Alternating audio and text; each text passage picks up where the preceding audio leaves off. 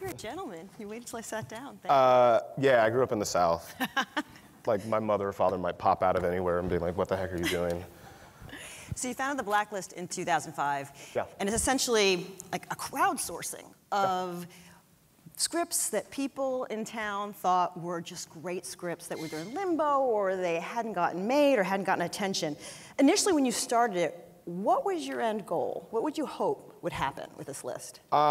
I mean, the end goal when I made the first Blacklist, which is just a survey of Hollywood's most liked unproduced screenplays, was finding good screenplays for me to read. It was a fundamentally selfish endeavor that I was sort of sourcing from the crowd and then sharing the benefits with everybody who participated. But there was no grand goal. Like, if you had told me 14 years ago that this random list that I made, like, to create a reading list for my winter vacation would become my primary sort of life vocation, I would have thought you were on very heavy drugs. So what was the shift? Why did it become your life's vocation? What was it about the list that caught people and made them realize this is something we need and this needs to be bigger than just a list? Yeah, I think that the sort of the daily torment of people working in Hollywood is that you're constantly trying to find good material to make, and good writers who can write things that you're already trying to make well. And basically what I was providing was a menu of here's a bunch of good scripts and here's a bunch of good writers. And in trying to solve a problem for myself, I didn't realize that I was solving a problem for everybody else as well. And so the list itself, the first list, went viral very quickly and I think became an unofficial arbiter of taste on screenplays almost immediately. And then by 2010, this notion of a once yearly PDF that circulated via email had become kind of adorable. Like, in the 4 intervening years, Facebook had gone sort of international, Twitter came into existence, iPhones came into existence, all these things that I think we take for granted now in terms of sharing information. Mm-hmm. And I wanted to build a resource where if I was looking for a great screenplay in March, or I was looking for a great action movie with a female lead over the age of 40, I could do that in a targeted way, basically Google for screenplays. So in 2010, I started building that with my now business partner, who is an engineer at Akamai Technologies. We launched that in October 2012, and then it quickly expanded that to a 2-sided marketplace so that anybody on Earth who'd written an English language screenplay could upload their script, have it evaluated for a small fee, and if it was good, we would tell everybody in Hollywood, hey, pay attention to this. Mm-hmm. Like, this person can write, this is good. And I think that sort of opens a lot of doors and windows to Hollywood, which is historically a pretty closed shop. And I'm gonna brag for you. More than 250 Blacklist scripts have been produced as feature films, about 200 Academy Award nominations. Yeah. 37 wins? 50, so yeah, the numbers, the updated numbers, we just went through all of this again. Okay. So there have been 1,289 scripts on the annual Blacklist, over 400 produced, 52 Oscar wins from like 270 nominations, 4 of the last 9 Best Pictures, and 10 of the last 22 screenwriting Oscars. Wait. I don't deserve credit for the success of those movies. I want to be very clear about that. I didn't direct them, I didn't write them, I didn't gaff them, I didn't make craft service on them. What we did was create a system that allowed the industry to sort of reflect back upon itself and say, what is it that we truly love? What is it that we truly think is good? And hopefully, in so doing, we catalyze a lot of these projects into production, but a lot of them would have been made without us. Some of them wouldn't have.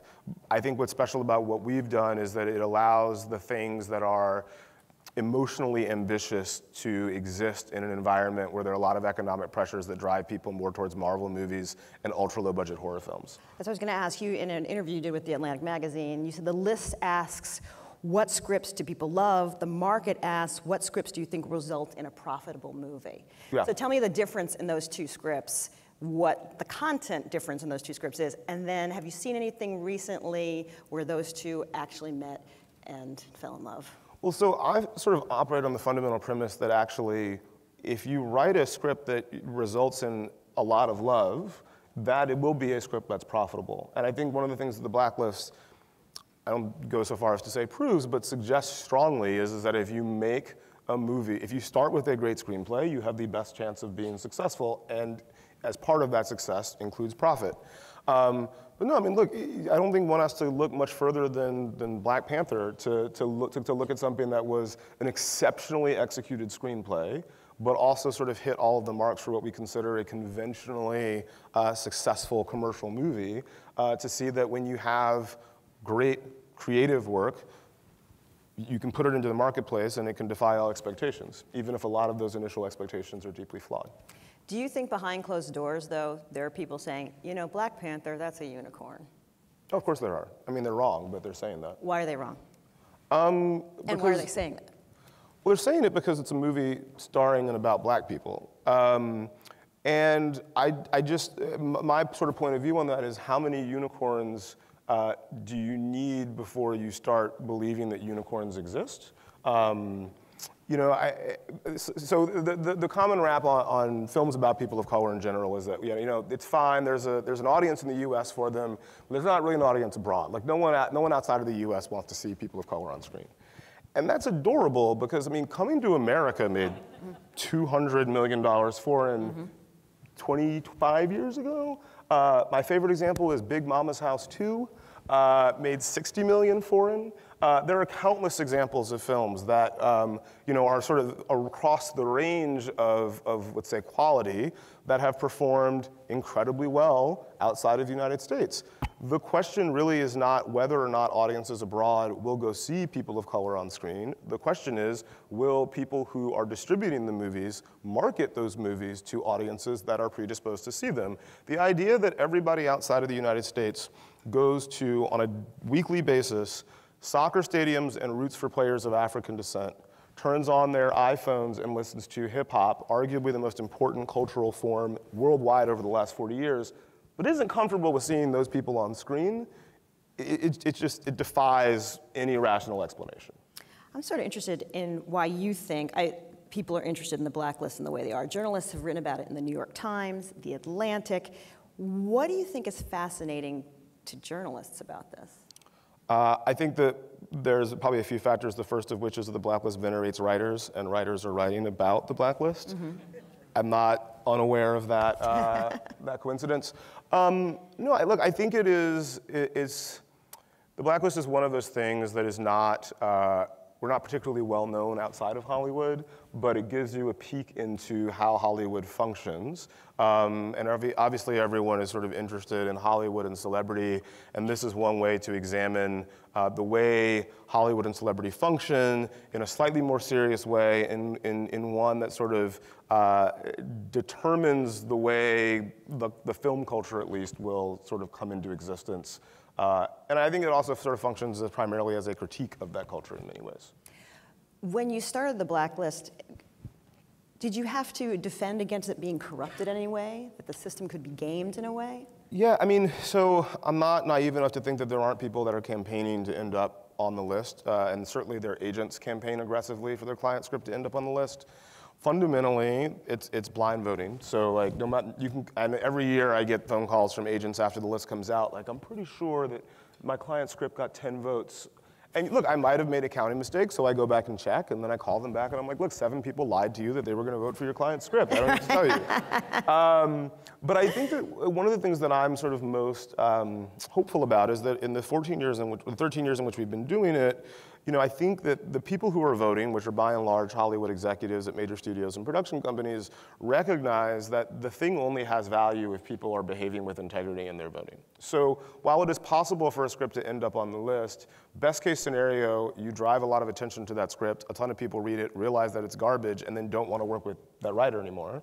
But also, like, the people who most stand to benefit from the list being an accurate portrayal of the most liked scripts in Hollywood are also the people voting. So there's a strong incentive to sort of avoid, like, a problem of the commons. As you look back on it 13 years out, was there something about the way you did it that you think now, like, oh, that was kind of jacked up? Or maybe we should have done this differently? You know, honestly, no. It's sort of the reverse, where, like, when I think about it and I think about ways to make it improvements, I sort of realized that I lucked into what appears to be an optimal approach, right? Like, okay, like the timing. So everyone in Hollywood, for the most part, goes on vacation for 2 weeks in December into January, and a lot of people do a lot of reading during that time.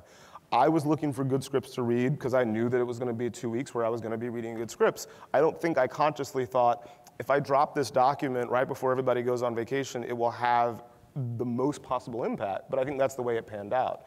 I think even something as simple as sort of naming it the Blacklist without putting my name on it was, you know, as much of a stroke of genius as I've ever had from a branding perspective, because it felt a little edgy, a little underground, a little dangerous, and so people were passing it around like, ooh, the Blacklist, it's cool. If I had been trying to create that, there's no way I would have been able to do that, so. One of the things I think is really interesting about the way it's morphed is when we talk about diversity, we often talk about racial diversity and gender identification, but the version of it now allows for geographic diversity. Yeah. That you can have, because not everybody can get to Hollywood. Not Yeah. everybody can get here and live on ramen noodles. And you know, there might be a guy who's married in Georgia. Yeah. Who No, has exactly. a great script. So in terms of the geographic diversity, what have you seen change in the kind of scripts, or what have you seen that's sort of interesting that you thought like, wow, that's not come across my So one of the things that, one of the reasons why we launched the website as we did, allowing anybody on earth to submit, is that, you know, throughout my time in Hollywood and after I created the Blacklist, I would go to Q&As or events like this, and the first question would always be, look, it's great you created this annual survey that helps people who are already in the system get the respect and appreciation they deserve for their work, but I live in Iowa, Georgia, Chicago, whatever, and I can't afford to move to Hollywood. How do I get my script to somebody who can do something with it? And I didn't have a good answer, and I would always go to people who were more senior in the industry to me and say, what is the answer to this? Like, surely there is a way, if you were a talented writer, to get your work considered by Hollywood. And the answer was always the same. Enter the Nickel Fellowship, which is the Academy Screenwriting Competition, or, you know, move to LA, get a job at Starbucks, and like network until someone pays attention. And that's fine, but it's not a great solution. You know, if you're a suburban dad in Columbus, Georgia, where I grew up, and your kids come home from high school, and you're like, load up the minivan, we're moving to LA, you're a terrible father. You know, if you're a single mother on the south side of Chicago, you can't move to LA to get to tell your story.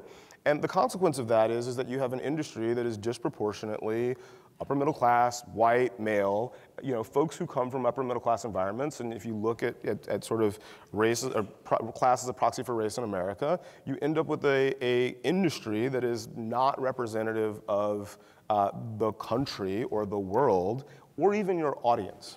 And look, we see that reflected in the content that the industry has been making since it's come into existence. So we've seen submissions from over 42 countries, all 50 states. You know, we had a husband and wife writing team from Georgia upload their script, have it discovered by a executive at Image Nation Abu Dhabi who optioned it for an Arabic language remake, which then ended up getting made, premiered at the London Film Festival, and ended up being Netflix's first Arabic language acquisition. And then the writers, who still live in Georgia, got signed at United Talent Agency, one of the big 4 agencies here in Los Angeles. So that's not possible pre the internet, and I don't believe it's possible pre the Blacklist website. And it's those kind of phenomena are probably the things I'm most proud of. So the head of the session is the story of us, and the way that Hollywood tells the story of us being Americans, all the differences in us. You know, I'm interested in your thought about the images that Hollywood produces, because you see a young, tall, skinny guy in a hoodie, and he's a Silicon Valley CEO. You see a young, tall, skinny black guy in a hoodie, and he's a threat by the images that we've seen in Hollywood and put out on screen. Is there a sense of responsibility among the people that you deal with, the script writers, the people who develop these projects, have a sense of the images that we put out there make a difference in our country and the way we interact with each other? I think many do. I don't think all do. I think there's some people, I think in the main, writers, directors, actors, the priority is the authenticity of the story. I think in the main, when it comes to studios, producers, financiers, they have a different incentive structure, largely around financial gain, and that has some pretty unfortunate consequences. You know, I think Hollywood likes to wrap itself in the mantle of sort of being a bastion of progressive politics and equality, but when you look at the content that we make, I don't see it as well reflected there. You know, I don't think it's not a coincidence to me that people are chanting "Build the Wall" at Trump rallies when, in the rare event that Latino immigrants are shown on screen on television, 50% of them are engaged in criminal activity. You know, I don't think it's a coincidence that Roy Moore gets 48% of the vote in Alabama when young women between the ages of 12 and 19 are just as likely to be sexualized on screen as women between the ages of 19 and 29. You know, I don't think that it's a coincidence that we have a president who, you know, we have audio of saying he likes to grab women by the pussy when Harvey Weinstein, who was arguably the most powerful producer in Hollywood, was doing exactly that. And I think that we as an industry need to be much more acutely aware of the images that we put into the world and make sure that they are as representative of the country as it actually is and the world as it actually is than just images that a certain sliver of the country desire to consume. I'm going to take questions in a minute, so get the microphones going. I'm interested in your thoughts on how we bring more diversity to the screen. There's one group that says it's going to be a FUBU, for us, by us. You know, Crazy Rich Asians was written by Kevin Kwan. You got John Chu directing it. You've got Ryan Coogler in Black Panther. Or is it another side? Sterling Brown won the Golden Globe for This Is Us, and in his acceptance speech, he said, you know, this wasn't colorblind casting. This part of Randall is a specific role for a specific black man's experience being adopted by a white family. Yeah. Just in your opinion, which do you think is more effective? Both. No, I don't think that there's a, I would like to see as many diverse storytellers able to tell their stories as possible. You know, it's interesting, right? Like Crazy Rich Asians, Asian writer, director, cast. Some of the producers are white though. You know, Black Panther, Ryan Coogler and Joe Robert Cole wrote the script. Ryan directed. The executive for Marvel, Nate Moore, also African American, but we all know Marvel's not run by black folks. So I think that there's always going to be a collaborative process involving more than just the people about whom the movie is made. But I think at the same time, like, there are opportunities there. There are also opportunities in just good stories well told. I just know that as somebody who grew up in West Central Georgia, who wanted to see as much of the world as possible, I want the opportunity to turn on my television, to go into a movie theater and see as much of the world or outer space or whatever from as many different perspectives as possible. I don't go to movies to see the same story about the same people over and over and over again. And by the way, that is how the industry can make the most money. I've said for a long time, the cheapest and most efficient way for the industry to improve its economics radically would be to embrace diversity fully in front of and behind the camera, and nothing I've seen in this business has changed my thoughts on that. And you know, the success of Black Panther most recently suggests that I'm on the right track. Okay. Do you have questions for the audience? Well, all right then. No, this one right here. I'm kidding. Right here. Oh, I can keep going. No, great. I'm just trying to share, that's all. My name's Robert Potter. I'm with Bearded Media. But my question for you would be, what in your opinion is the job of media and entertainment and movies? Is it to provide an escape to reality? Is it to hold a mirror to society? I was just wondering what, in your opinion, is kind of the goal of telling these stories. I mean, I think when we aggregate media, entertainment, movies, and TV, like, that's a large swath of things, right? I also tend not to think about any of those things as having an explicit job. Like, if we define media as including journalism, like, there's an explicit job to be accomplished there. But just in terms of film and television, I think it's two things. I think it's to tell a good story, first and foremost. It is to, in an ideal world, make us see the world a little bit differently when we leave the experience than we did when we came in. And I hope that it accomplishes the goal of laying bare our common humanity, which I think is a really important thing that we, I think, often lose sight of. That is an insufficient answer, but it's the best I have for right now. Got a question? Got a couple.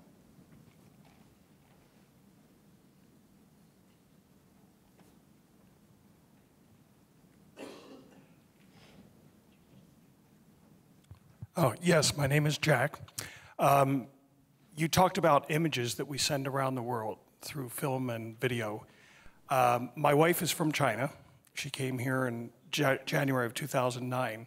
I met her a few months later, And shortly after that, she expressed a fear of black men. I said, you've never met one. You've never even talked to one. Until you came here, you had never seen one in real life. Where did that come from? And she said, American film and TV. What, if anything, is being done to stop that? That's an amazing point and an amazing question. So it's funny, I just got back from China maybe 3 weeks ago, and I had an amazing experience. And I definitely went there anticipating a certain experience and a certain interaction with Chinese people. I mean, I'm not a guy they normally see walking down the street. And I found literally everyone that I met could not have been friendlier or were particularly interested in talking to me and getting a selfie. And my deal was yes, but only if I can get one with you too. There was a video shortly after Black Panther came out. It was man on the street interviews in Korea, and they were asking Koreans, what did you think of Black Panther? And most of them said, it was amazing, really loved the movie, never seen black people presented like that on screen. I had all these assumptions about black people because of the ways they had been presented on screen before. They were either criminals or athletes. And, yet at the same time, all we hear over and over and again is, we can't sell black movies abroad. We can't sell them, especially in China, because Chinese people don't want to see black people on screen. And the reason for that is because of what Hollywood has done.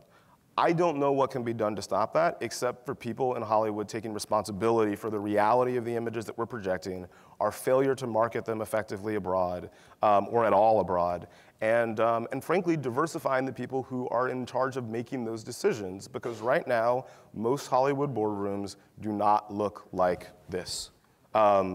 And that's unfortunate, and the industry as a whole is losing money as a consequence. So hopefully people will wake up to the financial imperative, if nothing else. So one last question here. That's great. Hi, I'm Erin. I'm with the Southern California Leadership Network, and I have one response to something that you said. I spent a lot of time in Bosnia, and everyone I met learned how to speak English from watching The Fresh Prince of Bel-Air. The Cosby Show, and Michael Jordan was everywhere. And I was very encouraged, and so just responding to something you said. But one of the things that I'm discouraged about is rating systems. So we are avid moviegoers in the theater, and over the weekend we were reading a review, and they were saying that it was Solo and it was not successful because it didn't make, what, 100 million? I can't remember. And I was like, really? Because the theater we were in was full. And then the merging, I think Rotten Tomatoes either was purchased by Fandango, I think it was, or... That's right, yeah. So to me, I feel like that is having a huge effect on people going to the movies, what they're seeing is successful. And I would love to hear your insights about that. I think we're over time, so I'll try to be fast. Funnily enough, my business partner is from Bosnia, grew up in Sarajevo. Before moving to the States. And yeah, huge fan of Fresh Prince, huge fan of all that stuff. And again, I think it reflects the fact that even in Bosnia, black culture, black American culture is highly influential and embraced. About sort of rating systems. So yeah, Solo made 103 million, I think, for the holiday weekend. The expectations were 130, and it had a very high budget. And I think that's why people talked about it as a failure. I think that the entertainment industry, news, journalism, I think needs to be a little bit more responsible about how they frame the economics of the industry. In terms of review aggregators, I actually don't stress too much about that, because if you make a good movie and it's well received, it works in your benefit. I think that a lot of people are afraid of, oh no, Rotten Tomatoes has too much power, because for years they were able to make a mediocre movie and rely on the fact that people would go pay to see it until word got out, and it was a lot harder to get word out. Now, if you make something that's not great, people know that Friday, because the second you go to a movie, you come out, you text or tweet at everyone you know, this wasn't good or this was good. And I think it just means that as an industry, we have to raise our game, aim a little bit higher in terms of the quality of the films we make, because the stakes are higher, the feedback loop is a lot faster, and the economic pressures are a lot more significant. Before you go, what's one movie we should all be on the lookout for that encompasses all the things we're talking about? Crazy Rich Asians. It's going to make a mint a ton of stars. Leonard, thanks so much.